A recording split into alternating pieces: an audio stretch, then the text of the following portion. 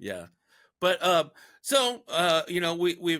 spent the last 5 minutes talking about me. But so for some of my people, they probably already know who you are, because if they know me, they know you. And so if you're not aware, Robert G. Lee has been doing comedy for what, 35 years at That's right.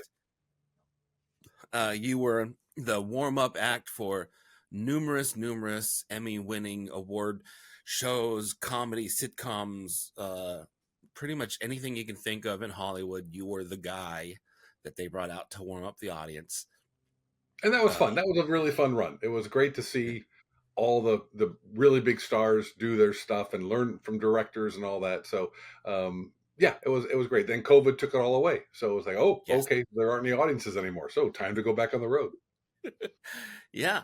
Uh, and honestly, I think anybody, and of course, as entertainers, we always what's next, what's next, what is next. But I mean, anyone in this business would be absolutely over the moon to have had a career like yours. Um, And yet you I'm know, dissatisfied. But sure, go ahead. That's fine. exactly, that's exactly. This is one of the things that I was just talking with Dean Kane last week about. Was that you go and you like, as a performer, I sit there and I go, okay, this thing's not working out, this thing's not working out, I need this help, but these guys aren't answering my call because they say I need to have and so I'm going, okay, what's next. But then you go, okay, if Josh from 5 years ago could see where he is, where I am now, he would be thrilled and a little disappointed that we haven't started our diet yet, but just No, when you put it in perspective, and you're absolutely right. There was one time, it was my high school reunion. Gosh, I think 5 years ago, and the question came up. I've got six friends, and we'll stay friends till we die. But they're all from my elementary school, and we all went to the grad dance together, so we're really close friends. And the closest was my friend from kindergarten, and he's a federal judge now in Chicago. And I always tease everybody that when I go back home, I have to call him your honorable booger breath. But anyway, so he's very intelligent, very smart. But again, my friend from kindergarten. And so the question was raised around the table: what did you not expect after high school? Because high school, you prepare and you get ready, you go to college. He goes, what just totally surprised you about the rest of your life? And it was really interesting.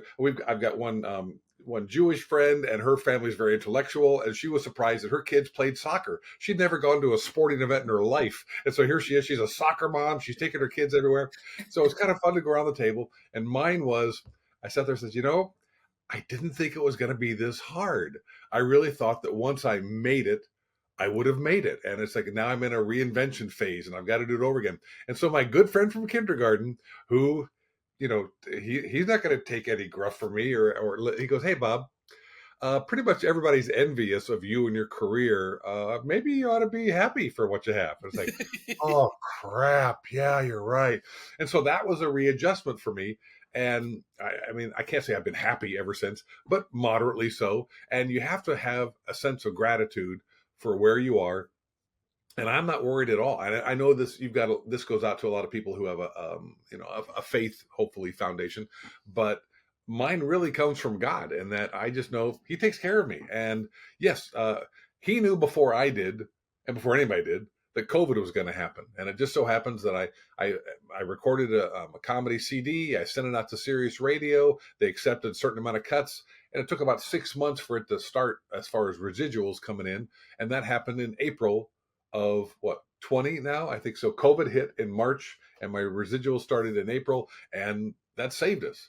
And then cruises came along, and then more gigs come along, and corporate things. It's like, so I'm reinventing myself and doing all the social media and everything else, but TV is gone. I had a great career. It was a lot of fun. I learned how to ad lib in front of audiences, and it was a great foundation when my family was here. Now the kids are grown, they moved out, and so okay, this is my next phase, and I have no doubt in my mind that God will take care of me all the way through. So I will pretend that I'm satisfied. I will claim that.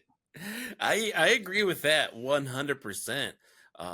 That I always forget, and then you go, and then like some of the things that have happened recently, you go, there's no other explanation other than God. And That's what I said. For Josh Novi to get a movie, there's no explanation other than God.